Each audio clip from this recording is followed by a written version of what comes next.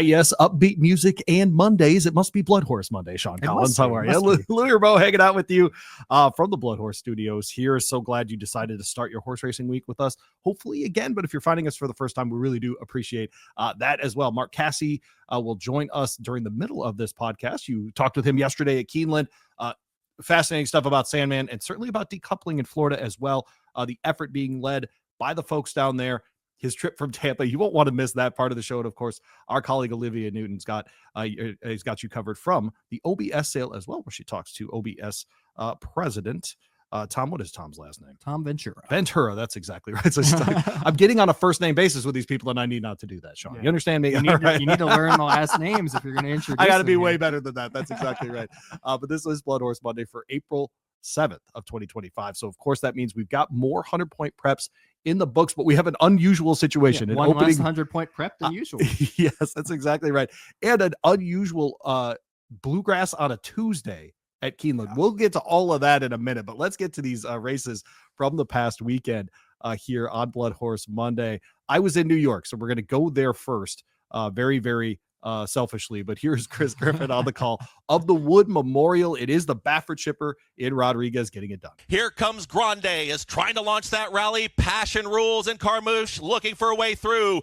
Rodriguez turns up for home and has the lead. It's Rodriguez trying to open up, is doing just that. Rodriguez has now taken 3, almost 4 out of the field. Grande in the center of the racetrack is chased all the time here by Captain Cook. It is Rodriguez. Rodriguez with a 16th left to go. Rodriguez is opening up. It's a front-running score. The 100th running goes to Rodriguez. Mike Smith win it.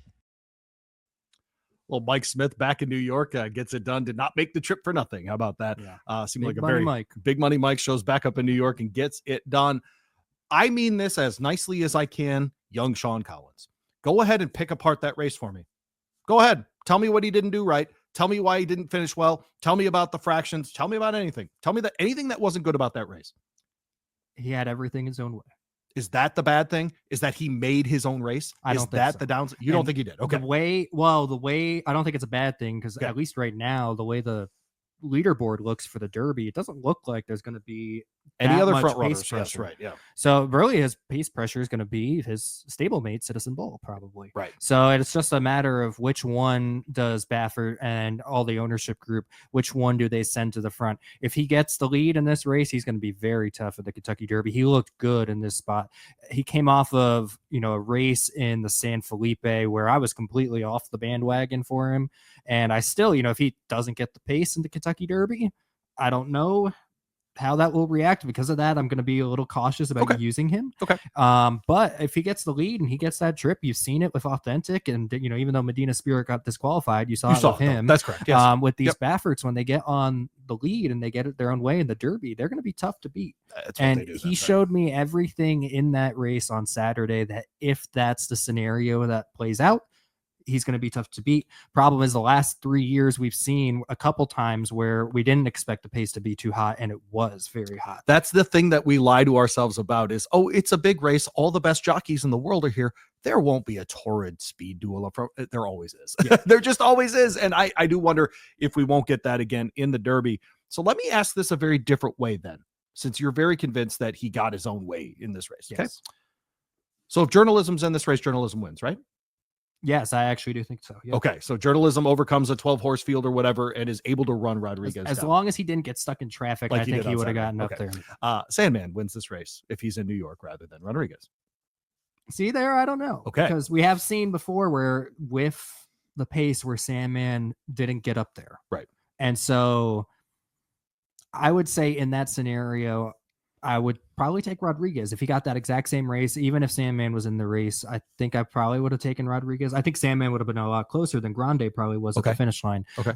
And he would have been getting to him. But again, mile and an eighth in the Wood, mile and a quarter in the Derby, same scenario. If Sandman's running at him down the lane, I think that extra eighth of a mile might work in his favor. So I'm on the fence with that one. Florida Derby horses, Tappan Street, Sovereignty. Who's more likely to top him? Is anyone? I'll be honest. I think of Rodriguez and Tappan Street as being very similar level of horses. And that, by the way, is excellent and can win the Kentucky Derby. That's how I feel about them.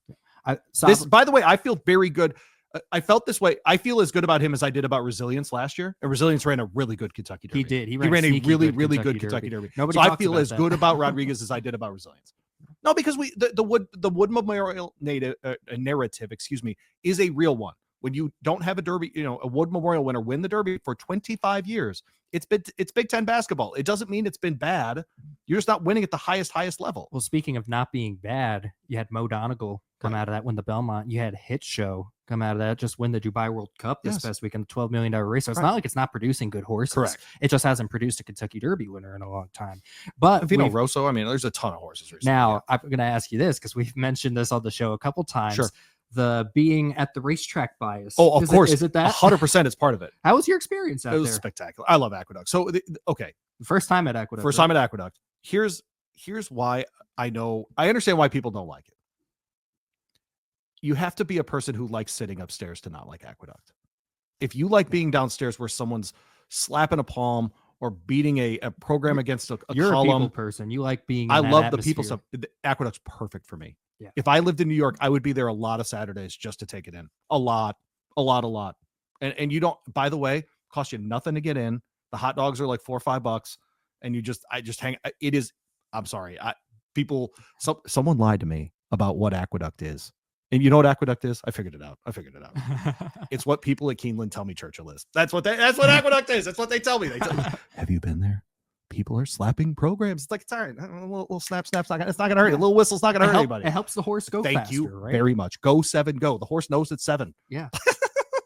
Well, a cool moment that you saw and you posted about, and I know it's not Derby related. Dude, this was we got to do this. Yeah, Kendrick Carmouche got his 4,000th win, and he left the paddock to go celebrate and take pictures with the Aqueduct faithful. Yes. So you're talking about that kind of crowd atmosphere and how great that was. That was a perfect example of it right there. Yeah, hundreds of guys ran out from that first floor to celebrate with Kendrick, and I'm telling you, he could not get away from any interview or media bro like me to go be with the faithful any faster. Yeah. And I, by the way, watching him, his emotions, talking about being a Louisiana kid who was really adopted by New York City.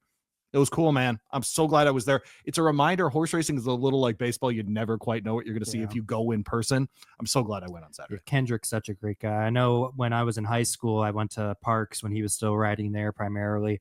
And I was at a time where I was always trying to get autographs from the jockeys. Sure. He came down and he signed whatever hat that I had at the time. He stood there and talked to me for like 5 or 7 minutes before he went over to get on the horse. Sure. Yeah. And he's that was like my 3rd time ever going to the racetrack. And by the way, I still think about that moment. Every time he wins something, I'm always like, yeah, go Kendrick. I'm a big fan just from that moment. Absolutely. It's very simple. I'll tell you, my kids are fans of Tyler Gaffalione's forever because we were at one of the kid Sundays or whatever at the track, and they used to have to walk to the jocks room through like the petting zoo. And he stopped and said hi to my kids. They're fans forever. Yeah. They're fans forever. That's absolutely correct. But no, getting to watch him want to be with the faithful there, it was so I'm very, very glad I went. That moment was worth it. It's moments like that make horse racing such a special sport. You're not going to see a baseball player or football player jump into the stands and take pictures of everybody. That's why horse racing is so unique and why it's the greatest sport in the world. And it's also perfect that he did it at Aqueduct when it was like spitting rain, 50 degrees and cloudy. Like perfect.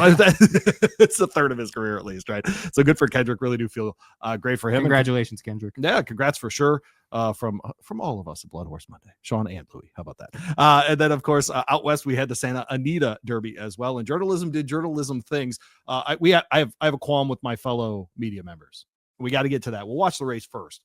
Of course, this is Santa Anita Derby. Frank Mirabati on the call. Baeza up alongside the challenge, and now journalism is revving up a clear-cut 3rd. They're at the top of the stretch in the Santa Anita Derby, and here's Baeza. Baeza forges past Citizen Bull, and journalism is kicking into high gear. Journalism and Baeza in a Santa Anita Derby showdown. It is journalism just in front of Baeza. Write this down. Journalism is the best in the West as he wins the Santa Anita Derby. See, there it is. Immediately write this down. I'm tired of the journalism jokes already. I'm tired of it. I can't do it anymore. I work in media. Oh, you're in for a long 4 weeks or longer potentially. Come on, colleagues, be slightly better. Look, this was not a good race for him. Think about that. He's won a grade 1. This wasn't his best performance. Oh yeah, it was. right? Yeah, he had all sorts of trouble on the far turn. He got, I mean, I never saw like the head on, but he might have gotten checked into the rail. I don't know. He got really tight on the rail inside of Barnes as they were going around the far turn. At that point, I looked at it and said, "Oh no, he's done." It's like he'll be coast home. They'll get him in the Derby. They'll bounce back in the Derby.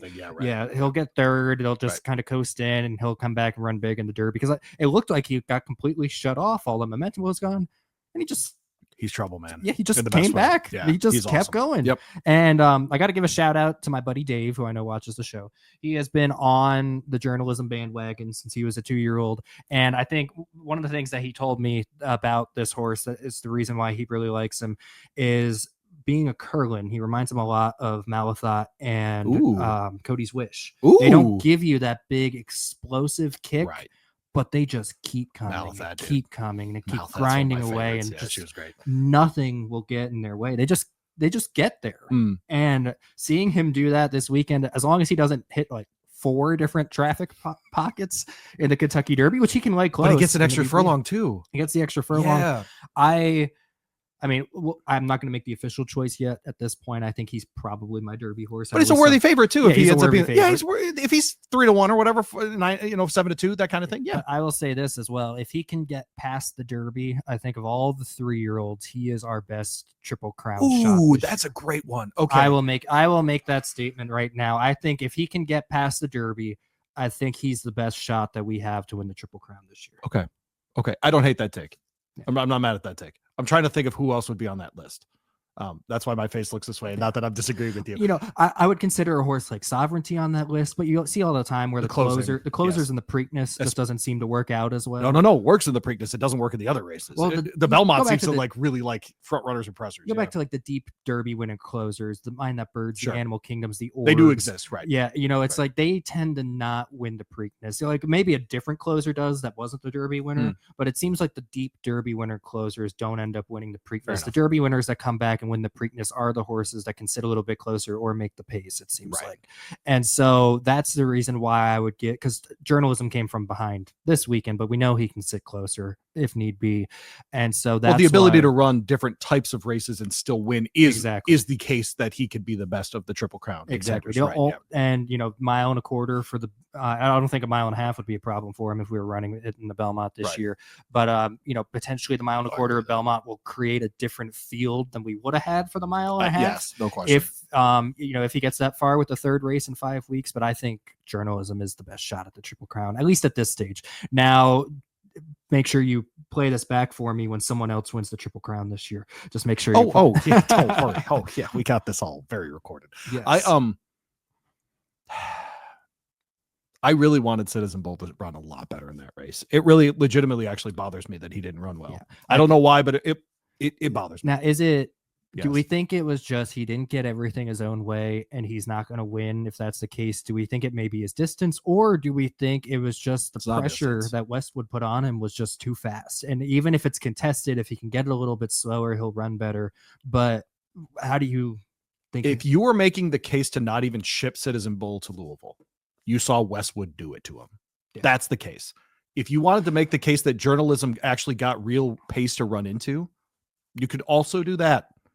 And Citizen Bull, I don't think of now as a Derby contender at all. Okay. And it's because the one time he had any kind of pressure, he was like, I'm not doing this. Yeah. And guess what? You're going to get in the Derby regardless.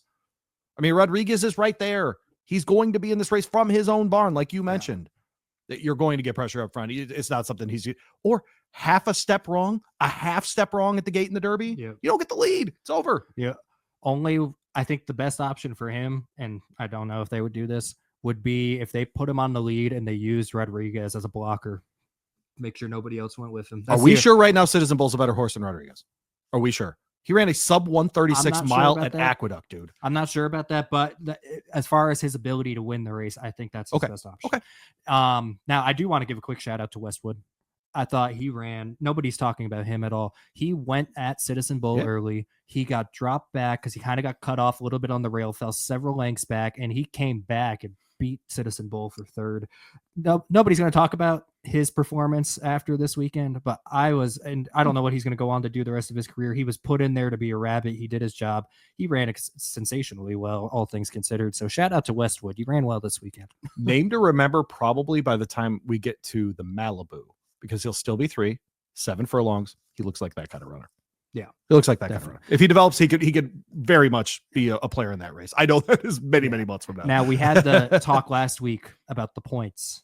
Yes. And a couple weeks ago, when Good Cheer ran in the Rachel Alexandra, you asked me what I thought about the reduced points, and I said at that point it didn't bother me. Let's go. It bothers me now. There it is. There it is.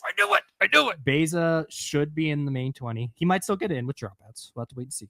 But I saw nothing from his race this weekend that would give me any concern. I know he looked like a Derby contender. I think I still, as we mentioned last week, full supporter of the point system. I think that's the right way to go. This was a first-time experiment.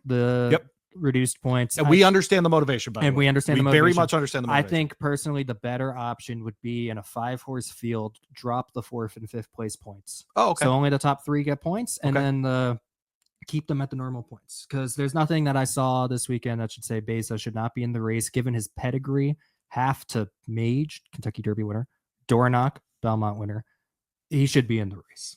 And has but on the bright side, the bright side of this, and Remsen winner, grade 2 winner. Yeah, the bright side of this is keeps him nice and rested for the Preakness. If he doesn't run to the that's Derby. The other option here that makes a ton of sense for him. Well, that is good news for Puka. Complete the Triple Crown as a breedmare. So maybe Puka might be the only one happy about this. But what a star she is, huh? What a star! What a star! Man. She's got a filly right now that's about to be born, and I said that's a guarantee, either Beza or the I think he's a yearling right now, the one they call Preaky. It's a guarantee one of them's going to win the Preakness, because she's already moving on to the Oaks. She's done with the Colts. She's moving on to the fillies. It's like she's time to win the Oaks. So she's a guarantee problem, one of those two is going to win the Preakness. Great. Yeah, it's unbelievable. I was just thinking about it because we're going to get into it later in the show. But with the Bluegrass being tomorrow, they're going to run Sunday through Sunday, aren't they? 8 days. Shout out to everybody that works there. You're in for a long haul. Number one, people that work there, stewards. I mean, I people just in the concession stands, all ushers, the FanDuel people. I mean, oh yeah.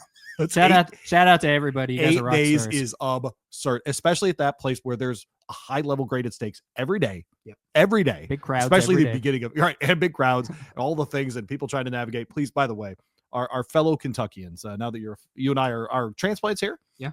We love it here.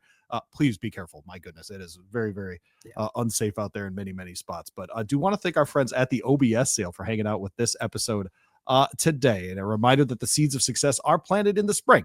And nowhere do buds of talent bloom more than at the OBS sale of 2-year-olds in training. 9 graduates from OBS April have won Grade 1 races since 2024, including the Champaign and Hopeful Stakes, with the most recent being Cavalieri winning the prestigious Beholder Mile. The 2-year-old source to the world is fertile ground for victory. See who blossoms next at the OBS sale, April 15 through 18. All right, and moving on to the BloodHorse interview portion of the BloodHorse Monday podcast here. Sean Collins, Louie, Rabaut hanging out with you. You got to catch up with Mark Casse on an unusual Sunday opening day at Keeneland Racecourse. A lot of interesting topics in here. What did you guys get into? We got into Sandman and, how he ran in the Arkansas Derby, kind of his thoughts on that and how he plans on going into the Kentucky Derby. We also got an update towards the end of the interview on Lacara, who is running today in the Ashland Stakes, the rescheduled Ashland Stakes, trying to get into the Kentucky Oaks. And also a little bit of an update on his King's Plate contenders as well, because, he's a big King's Plate guy. So he's got some horses. He's the Bob Baffert of the King's Plate, is he not? I mean, he's really always got the horses for it. So I thought that was interesting, but more importantly, we did get into a little bit. He's on the executive board of OBS, the OBS sale, and so we talked a little bit just about the sales season, but we also talked a lot about the decoupling issue going on in Florida.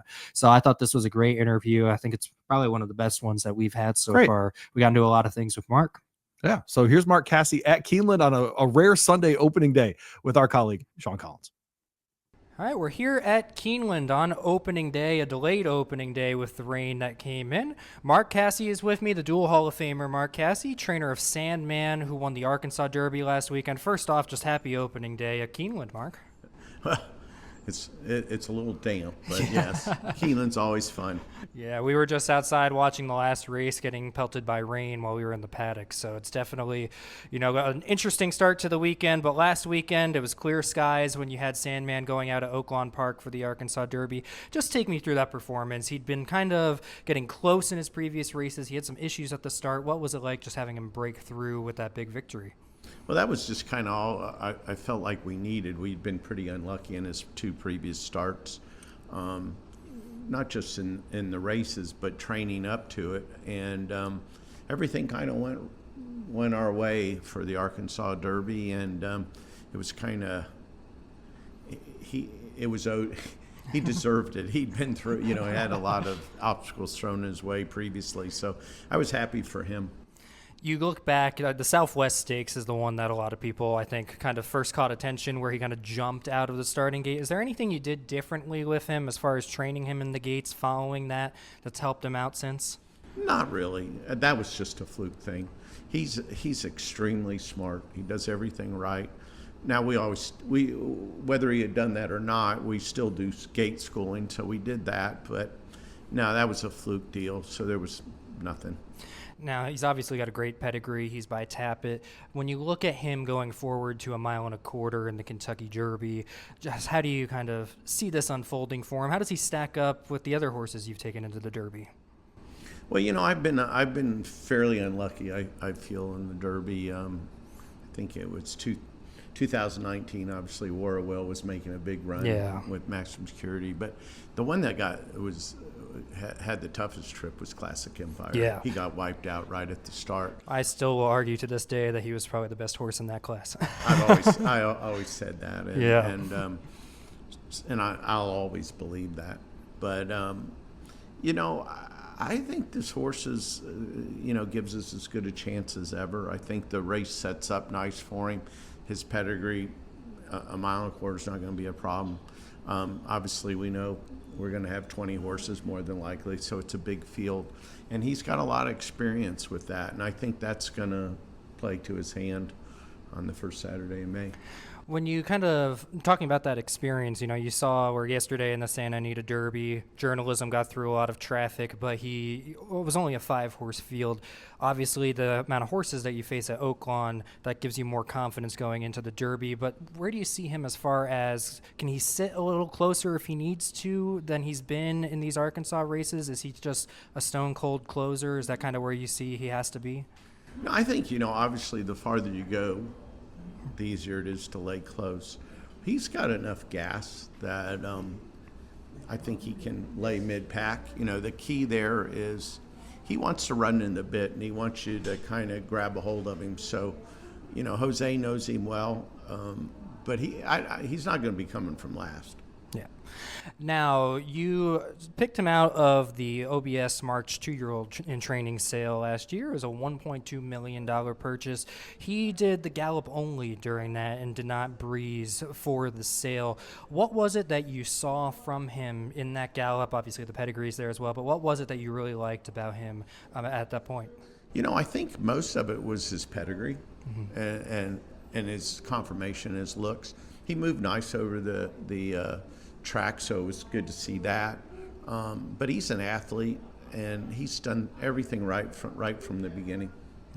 And I know you're on the executive board at OBS. When you see a horse like Sandman do that gallop out, or just the galloping during his training time, his Undertack show, and come out and have a successful career, do you think this is maybe something that will cause more consigners to do that? Do you kind of see that as being a game changer at all? I really don't. That was a unique situation. He was part of a dispersal estate.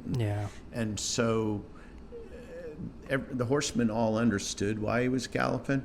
They still, when you buy a 2-year-old, it's a different breed. I buy different. What I buy as a yearling is different than what I buy as a 2-year-old. And we want to see, you want to see them perform. You want to see how they move, how they do it. And I mean, the 2-year-old sales have been just phenomenal. I think I probably bought 25 Breeders' Cup horses. I bought a Breeders' Cup winner, Shamrock Rose. Wonder Gadot got beat ahead in those. I bought her there. lots of good horses, and of course Sandman. So it's just a great place to buy. We bought Vixen, who's going to be one of the favorites here Tuesday in the Appalachian. Yeah. So no, it's good, but I don't know. I personally don't think that it's going to turn a lot just because of Sandman. Yeah. Well, looking at this past OBS March sale, I know we got the April sale coming up here next week. Just kind of, what are your thoughts on how the sales season has been going so far with these 2-year-olds in training this year? Well, as a buyer, I thought the OBS March sale was as strong as ever. We attempted to buy 5 or 6 horses, and for the most part didn't get close. I think the April sale is going to be extremely strong as well. Like I said, it's so successful. It's hard to deny that, and it just grows and grows. And the horsemen that prepare these horses are experts. Yeah. And they're extremely good at what they're doing. They get these young horses ready. And a lot of people, want to say, oh, well, they do too much. But, to me, the proof is in the pudding. Exactly. And so far, the pudding's been very tasty. And I know we had some members of OBS on the podcast in the last couple of weeks that have broken down some of those numbers to show just how successful it's been. But Ocala, down in Florida, we've talked as well on the podcast a couple times about this decoupling issue that's going on down there. Before we kind of delve into that, though, what does it just say about the Florida community, the fact that the OBS March sale was so strong despite everything that's going on down there? Well, I think, again, the people that are now in this involved in selling these 2-year-olds are so good at what they do. And, it's great for Ocala. And it's a wonderful place to get them ready, and you see them running well. So, they're good at what they do. Yeah. Now, you have, a large presence down there in Florida. You have your Casse Training Center. You're part of the OBS team. You race at Gulfstream Park all the time. Just for you personally, your operation, just kind of what does this decoupling bill kind of mean to you? And then overall, why is it so important to get this beat for Florida industry as a whole? And why is the Florida industry so important to horse racing? Well, I think to beat this bill is important for all of racing. We have an ecosystem where, tracks are fed. Just think about this. Right now, the suggestion is that they're going to run for 7 years, but only 40 days a year. Well, if you think about it, from middle of November till beginning of April, there's no turf racing. You have a little bit at Tampa, New Orleans. I mean, I've went there year after year, and it seems like we get washed off out, and just think about it, how our turf horses have become so, the turf programs have become so important. And here, could you imagine not having a good turf program to run for 4 or 5 months? So that's why it's important there. You talk about the sales, and I tell everybody I've trained horses for 47 years. I've been in politics for about 2 months. And it's frustrating. It's very frustrating. But as I tried to explain to the senators the other day, you have right now we run 200 days a year in Florida. And if we go to 40, we're cutting our earning power by 80%. Yeah. And just think about, if that happens, when horses can't earn money, what happens? They devalue, and it's not good. It's not good for the horses that come to Keeneland to run in the turf races. It's not good for New York. So it's a big deal. We're fighting hard. I think it had been 30 years since I was in Tallahassee, and I've been there 3 times now in the last 2.5 weeks. I've had the privilege of meeting the governor. I've met the president of the Senate. I've met the attorney general. And it's a fight. I will say one thing. I've never seen horsemen come together like they've come together for this. It doesn't matter whether you live in Florida, California, Kentucky, New York, they're all involved. Yeah. Remember, I talked to Ron Moquette yesterday. There was a flooding at a training center near Oaklawn Park, and they were getting the horses, and that was one of the things, getting the horses out, and that was one of the things he mentioned was that in times of crisis, the horse racing community just always kind of seems to come together. He made the comment of, if a fireman's coming, I'd rather see a horseman than a fireman, because I know the horseman's coming around the corner, and he's going to know what to do. So we're seeing that same thing of everybody coming together in Florida. For you, yeah, go ahead. Well, I was going to say, and though it's scary, I think if we get the time, we have a lot of great minds that love our sport. And of course, I'm an optimist, or I wouldn't be a horse trainer. I feel like if we get the time to do this, we're going to be stronger and better. We just need a little bit of time, and it's inevitable that Gulfstream's going to shut down at some point. So we have to understand that, but we have to go and figure out where the best place to race is. And there's different opinions, but ultimately, I have a 22-year-old son, Colby, and his girlfriend, Taylor Davis, is 22 as well. And after she went up and testified, and that evening she was crying and upset, and because she said, I love this and I want to continue doing it, and I'm worried. And I told both of them, don't you worry. They've awoken a sleeping lion, so losing's not an option. Well, you mentioned kind of that personal connection to it. For you, why is it so important for you to be one of the kind of the leading focal points against this movement? Well, for just the reason that I just mentioned, I have my son Norman, my son Colby, but so many, Taylor Davis, her mom worked for me before she was ever born. Wow. So there's a lot of young people. I got a text from one of my assistants. I was pretty frustrated. We were driving home. It's a 3-hour drive up, 3-hour drive back. Yeah. The last time I rode in a bus with a bunch of people, which I liked. I thought it was nice to. That was nice of them to do that, kind of bus everybody up there. And I felt like we kind of came together. But,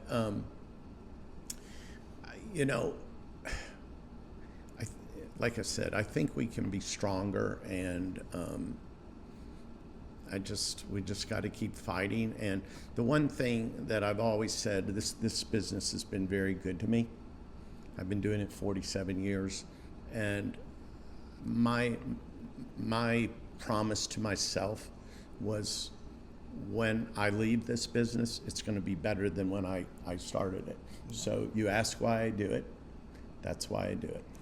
Well, flipping back now to Sandman, kind of building off of that, with everything that is going on, with everything that you're working for right now, what would it mean to you to break through and finally win that first Kentucky Derby with Sandman here in a couple weeks? Well, they did a show on my brother and I when I was 12, and I think maybe when Classic Empire ran, they showed it, but they asked me when I was 12 years old, what do you want to do when you get older? And I said, I want to win the Kentucky Derby. Well, I've been trying for 47 years, and it hasn't happened, but we're not giving up, and so it would mean a lot.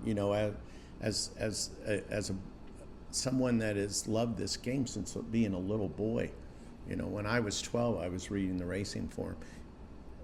What does anybody, people that don't know anything about horse racing, know what the Kentucky Derby is? Yeah.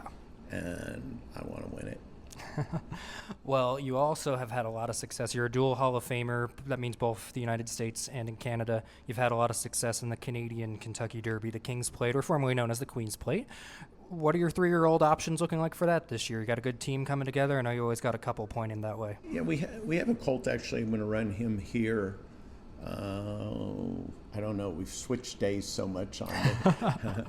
Ashley's Archer. I think he has a shot. He's run well so far. And I have a filly called War Signal, who's by War of Will, that is really thriving right now. And I think I think she could win the King's Plate. There you go.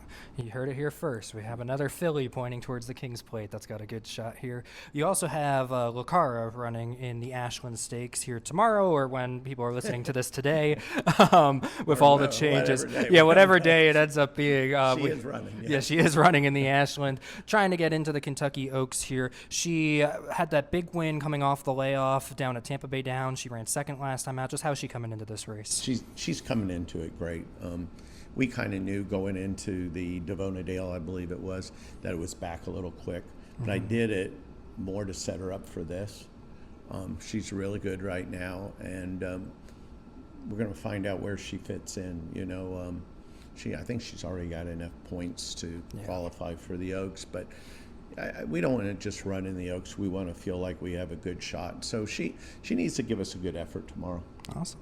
All right. Well, thank you so much for taking the time with me here, Mark. Appreciate you joining us here on the show, and keep fighting down there in Florida. We're all rooting for you guys. Well, I appreciate it. Don't worry, we won't.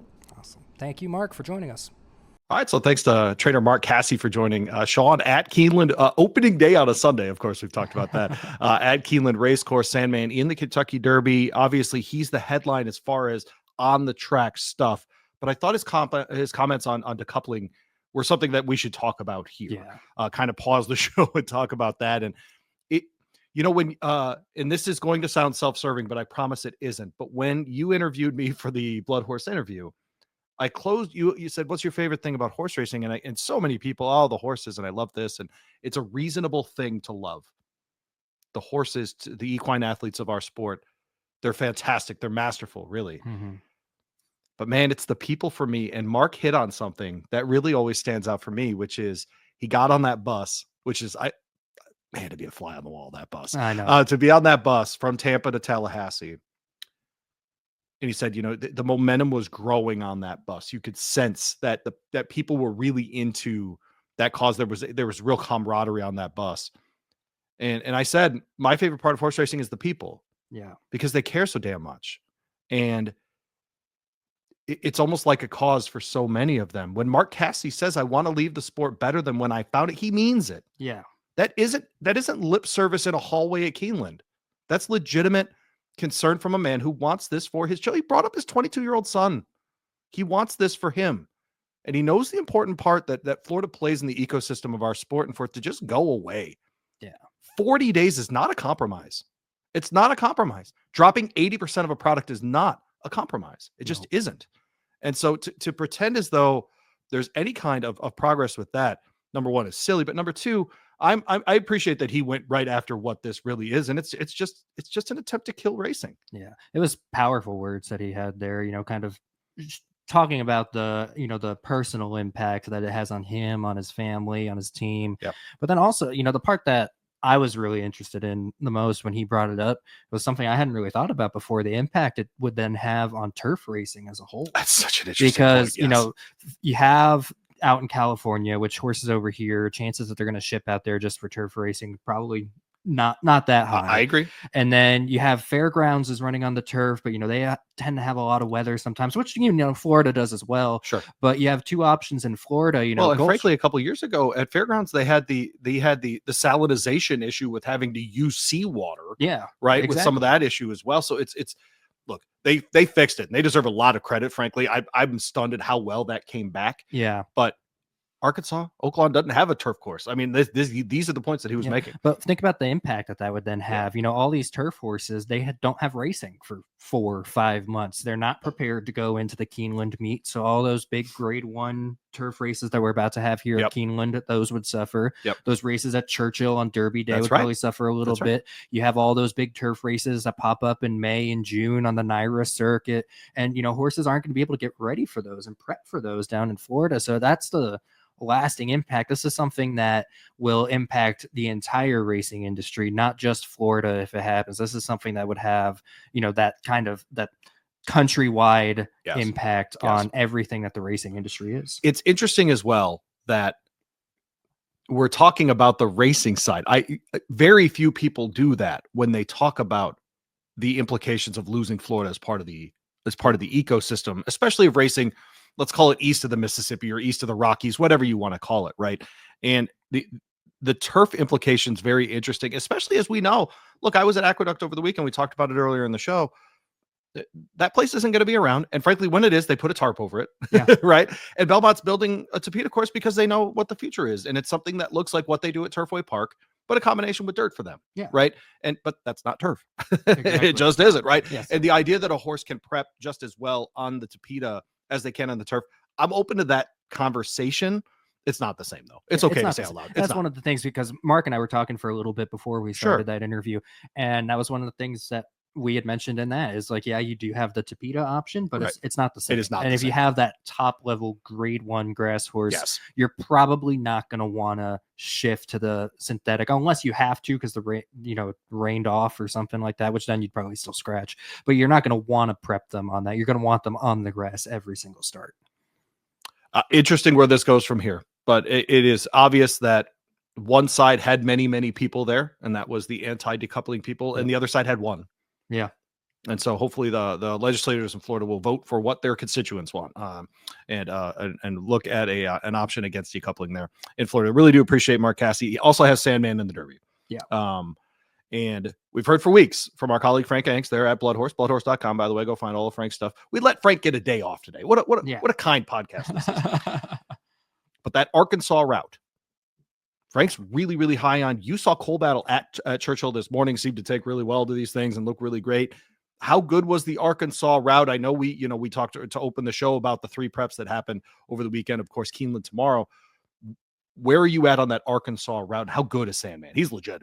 He's legit. Yeah. And I do think that Oaklawn route was pretty good. And another thing, Mark Casse brought up in that interview there that I thought was a good point was just the field size. Yes. He's had the experience with the field size. Great point. Yep. And so you look at, we talked about journalism and him overcoming the traffic earlier. That's a 5-horse field. What happens in the Derby if he runs into that trouble, gets out of it, and then there's still 10 more horses in front of him. Right. Sure. Sandman's experienced with that. He's had the bad starts. He's weaved his way through these large fields. And I think that is, from a experience perspective, I think that is a huge advantage that he has. He's going to have to weave his way in and out as they come into the stretch here for the Kentucky Derby. That's just the nature of the race for a horse like him. Yep. So I think that's definitely going to be a key player. So I think it was a tough road of horses down there. I thought there were some really good horses down there that will do a lot in their careers.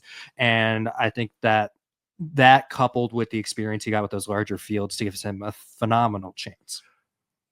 There's a point that some trainers make, and Cassie made it here about even the non-horse racing person knows what the Kentucky Derby is. Yeah. I have news for folks. Nobody in horse racing that's a Mark Casse type really cares if the general public knows that he won the Kentucky Derby. Yeah. I don't think, at least. I think he just wants to win it because look, I'm a lucky guy, Sean. I get to do a lot of different shows, talk to a lot of different people in our sport. And I always ask trainers, when you go to bed at night, do you allow yourself to dream of being in the Kentucky Derby winner circle?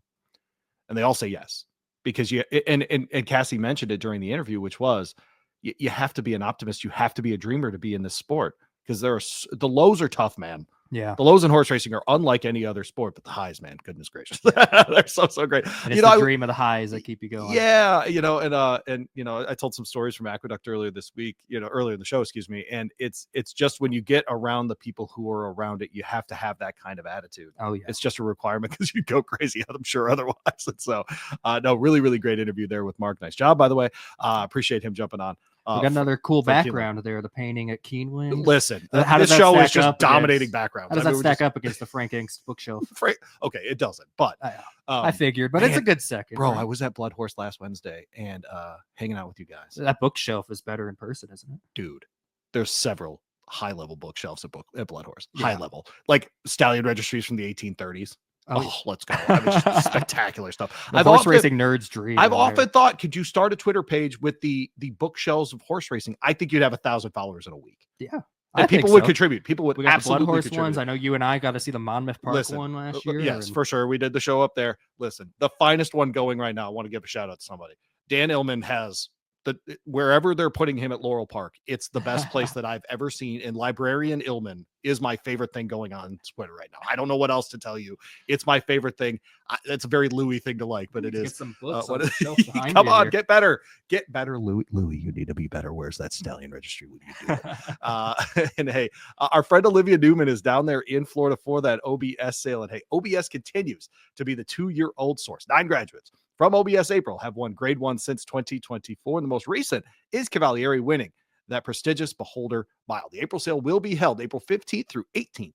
The under Tack is set for April 6th through 11th. And here is our colleague Olivia with OBS President Tom Ventura on the OBS April sale. You'll hear from them now. Welcome into the show, Tom Ventura, President of Ocala Breeders Sales. Tom, thanks for joining us. What's the feel down in Ocala going into the April sale? Well, we're coming off of a good, very good March sale, and the horses are running coming out of the sale, so I think it's a very positive vibe coming in. The cover of the OBS catalog for the April sale features pictures of several graduates who are racing in top races around the world this weekend. There's Chandler McPatrick, who races in the rescheduled Bluegrass Stakes at Keeneland on Tuesday, April 8th, and will try to qualify for the Kentucky Derby. Tenma is favored in the Santa Anita Oaks, a prep for the Kentucky Oaks, and Mixto, who races in the Dubai World Cup.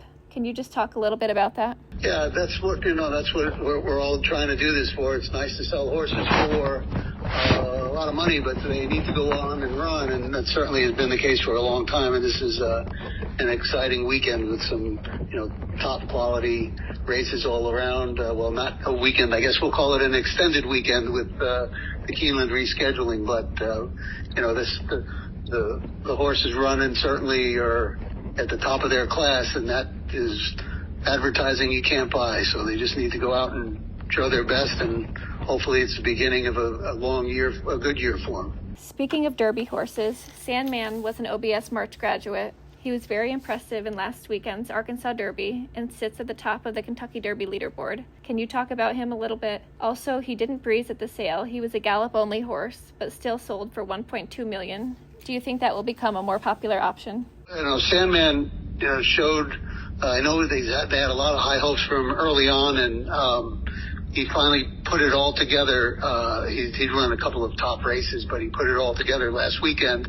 And, 5 weeks from now until the big dance, the Kentucky Derby, he's already settled in at Churchill Downs, so looking good for him. And, he has a style of running where he's, coming from off the pace, so he'll need some pace to start with and some ability to go through traffic. But what he did last weekend was ultra impressive, and I think he's got a big future in front of him. And now with all of these Triple Crown kicking off and the races in the fall, I think the distance shouldn't be a problem for him at all. And regarding the galloping, he was a gallop horse. Unfortunately, Mr. Lothenbach, the breeder, passed away, and we had the opportunity to sell, several of his horses as 2-year-olds last March, and he was one of those horses, and he galloped through the lane, and obviously being by Tappet with the pedigree that he had, attracted a lot of attention on his own. And one of the things, not directly because of that, but one of the things we did is to give a consignor the option up front to indicate that they were going to gallop only. Because sometimes if a horse gallops at our sale, there's question mark as to why is he galloping and not breezing. And there's concerns that, did he miss training? Is he not quite ready? So if you take that question mark away, and the way we did that was that if someone wanted to enter gallop only, they had to do it at entry time, not at the time of the under Tack show, but at entry time, so that it's disclosed right there on the catalog page, and there's no changing it. You can't change your mind at that point. And there's not a lot of horses that are entered in March. I think we had 4 or 5, and in April we have 4 or 5. But it's another avenue for sellers that can put their horses and choose what they want to do with it, and it may grow. I think ultimately it's still a performance sale, and it'll help the horses like a Sandman, who have a very good pedigree, and they can, gallop and still get top value. But I do think giving that options and taking away the question marks that are sometimes associated with the horses that gallop is certainly a positive. Going through the catalog, there are some exciting pedigrees, including Hip 119, a half-brother to Straight No Chaser, the Breeders' Cup Sprint winner, and Eclipse champion sprinter last year. This has to be one of the top pedigrees offered, right? Yeah, anything along those lines. You have, he certainly, that pedigree doesn't need a lot of help anymore at this point in time, but any news, fresh news like that, he's stepped up a couple times in big races, and hopefully he continues on his way. He's not he's a relatively lightly raced horse, so he has a longer career hopefully in front of him. Straight No Chaser is at the top of his class, one of the best sprinters in the world, and certainly good to have someone related to him, and obviously a half is going to be a popular item. At least we hope so. Definitely. Some other top pedigrees include a half to Monomoy Girl, a quality road filly out of Grade 1 winner Mia Mischief. How does this catalog compare to March? Well, I think March and April are very close, in terms of the quality of the pedigrees. I think it's really become more of a, let me put the horse in the best spot, and because we see, very high-end horses in both sales, and I think the horses that have taken to training and are more forward go to March and do well. I think, and then I think there's just some consigners that prefer just the extra few weeks and being able, but in terms of the quality, they're very close. The numbers are actually close. March still has a higher average and median, but the gap is closing, and I think that, they're very comparable in the two. We can only take 1,200 horses. That's our capacity, and we've been over capacity, for many years, and so there is a system we have in place. We don't do physical inspections of these horses. We do some, but for the most part, for April, we try and put our best foot forward, work with the consigners, and get their best horses for this sale that are targeted towards March. Right. Thanks so much for joining us, Tom, and best of luck with the Undertax show next week, and I'll catch up with you at the sale. That sounds good. We have a few more running over in Dubai, and hopefully they're successful there. But I think that's, you made the point earlier that, a lot of big racing happening this weekend, and the one thing, whether it's overseas or right here in the U.S., that gets everybody's attention. It doesn't matter how many ads we put out. It's the horses that are our best advertisement. So let's hope for a good weekend and a Monday and Tuesday. And I hope the weather is a little more accommodating in Lexington. And I hope whatever weather they're getting makes a northerly route rather than a southerly route, because we're about to have our Undertax show starting on Sunday. So I hope that the weather gods are cooperating with us. Me too. All right, thanks to Olivia and Tom there for their updates from down there in Ocala, in Florida, of course. A big Florida show today. Who knew? Yeah. But yes, appreciate them hanging out. And you wanted to mention a couple of horses out of that spring sale as well. Well, they did this interview on Friday before the weekend races, and we had some pretty good results from those horses on the cover that they talked about. Right, yeah. Tenva coming back and win the Santa Anita Oaks. You had Mixto run a huge second out there in the Dubai World Cup, and we got Chancellor McPatrick coming up tomorrow in the Bluegrass, which we're about to talk about here. But that just goes to show. No, OBS that's right. Is the place to be at this time of year. It's not even a question. The Mixto story. What a fascinating running in Northern California, runs second in some, like, I'm not kidding, like the Pleasanton Mile, right? Yeah, the Pleasanton Mile wins, just goes down, doesn't just win, dominates the Pacific Classic. Yeah. Right. Comes back, has an and it goes overseas. He's great. Yeah. He's great. It's just a reminder that, horses develop. Horses develop, number one. And number two, everyone tells me they want horses to run. And then when Mixto wins the the Pacific Classic, everyone gets angry. No, you don't get to have both. Either horses run and you get upset with the outcomes, or you don't. And I'm glad he ran, and it's a fun one to watch, man. Yeah. It really is. I thought he had it there for a while. Then hit show came out of nowhere. He just popped on the screen. It seemed like in the last 60th of a mile, but he ran a huge race. A huge race. And by the way, still a huge check. Oh, yeah. For second. So, I mean, no, that's probably better than winning a lot of races over here. No doubt about it. All of them. Yes. I don't know exactly what the price tag is. Very few, especially stateside, outside the Breeders' Cup Classic, with that kind of check. But just your operation benefits from a horse like Misto way more than people understand. And so find that at a 2-year-old in training sale, develop him the way that they have. Very, very impressive. For sure. The Bluegrass is tomorrow at Keeneland. You and I will both be in attendance. I was a little surprised here. And by the way, 7 horses, great field. This is the exact field we want for the last 100-point race. I'll start with this, though. Any concern that this is 3 days later than usual? The only concern I have potentially is not impacting their Kentucky Derby, as we get into the future, but just the fact that they, how did that impact the training going into this race? No is question. Somebody going to run bigger because they kind of were able to keep their training together better than somebody else? Or one of these top horses not going to run as well because they had to delay the training? I talked to Ian Wilkes at Churchill this morning about that with Burnham Square, who he's got coming into this race. Yep. He said for the most part they were still able to go out there, and he didn't seem too concerned about it because all 7 of them were in the same boat. Yes. But will that have an impact where maybe somebody we're expecting to run big doesn't, or maybe somebody who we're not expecting to run big does because they handled this 3-day delay a little bit better than everyone else did? Owen Almighty comes in 3-1, but it's River Thames, who finished second in the Fountain of Youth right behind Sovereignty, that comes in as the 5-2 favorite. You mentioned Burnham Square. He'll be 9-2, 4th favorite, 4th choice here. The rare Kenny McPeak's got a horse in the race, and Brian's riding for Ian Wilkes moment with Burnham Square. And then, of course, East Avenue Chancer. I mean, this is a loaded race. Were you surprised to see River Thames as the 5-2 favorite? I was. I was. I think we all know he has talent, but I think the question. I love him. I love him in this spot. 1-2 back. Yes. You love. And I thought he ran a great race, trying 2 turns for the first time in the Fountain of Youth.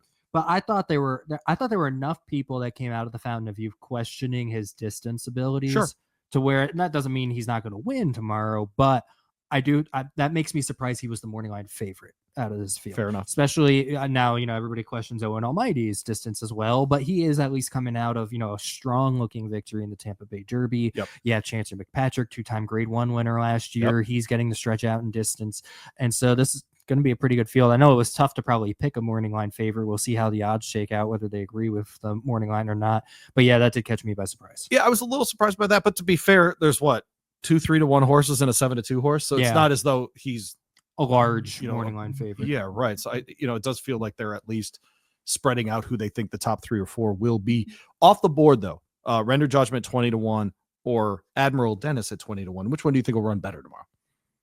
Do you have a sense of either?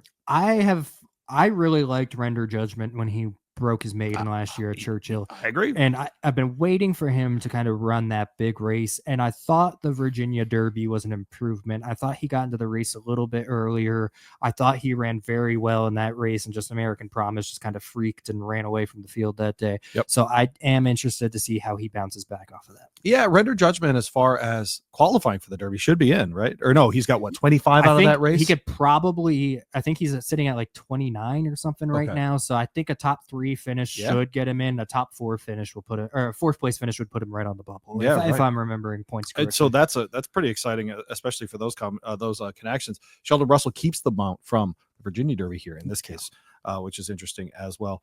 What do you make of a horse like East Avenue, who did have his best performance ever at a Keeneland? He did have his best performance at Keeneland, but is he going to see the same track he did in the fall? Are we going to? Yes, it's still going to be pretty sloppy. So how will he respond to that? He's the question mark. He is a horse that probably, if this was his first race of the year, he'd probably be the morning line favorite. Yeah. And how funny. Interesting. Yeah. Good point. And the fact that he ran so bad last time is interesting. Luan Machado picks up the mount from the injured Tyler Gaffleone. Yep. So we'll see what he's got this week. And I'm interested to see. I'm assuming he's going to be going for the lead. I imagine based off the last 2 races, just put him back at what was successful for him last year. Is that what you would think he'd be? I think they need to be forward with him. Yes, no question. And I think look, Switch back to Luan Machado, who, look, he broke his maiden at Ellis Park, part of the 2-year-old program down there with Luan in the irons, moved to Tyler after that for the Breeders' Futurity, which is a logical move in that case. Goes to the Breeders' Cup Juvenile, doesn't show up that way, but he's so all or nothing, it feels like, with him. Either he breaks his maiden by $1 billion or he can't even get out of the gate. It feels like it's all or nothing. And so, yeah, I'm really, really interested. And then what do you make a Chancer, man? Do you think that the stretch out's going to work?